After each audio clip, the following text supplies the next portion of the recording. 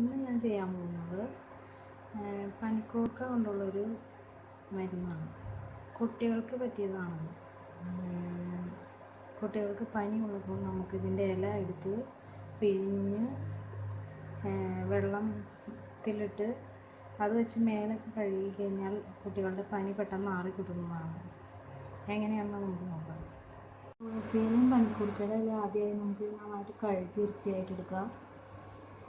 അത് നമുക്ക് കൈ കൊണ്ട് തന്നെ ഇങ്ങനെ പിടിച്ചിട്ട് കൈ കൊണ്ട് തന്നെ ഇതുപോലെ പിഴിഞ്ഞെടുക്കാം. നീര് കണ്ടോ?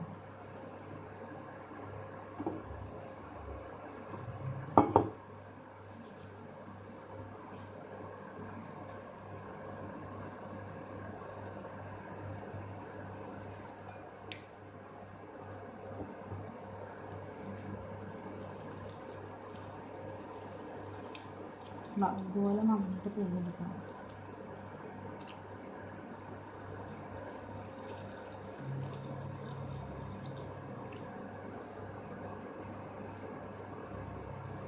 ബാക്കി ഇത് നമുക്ക് കടികളാണ്, അതിൻ്റെ ചണ്ടിയുണ്ട്.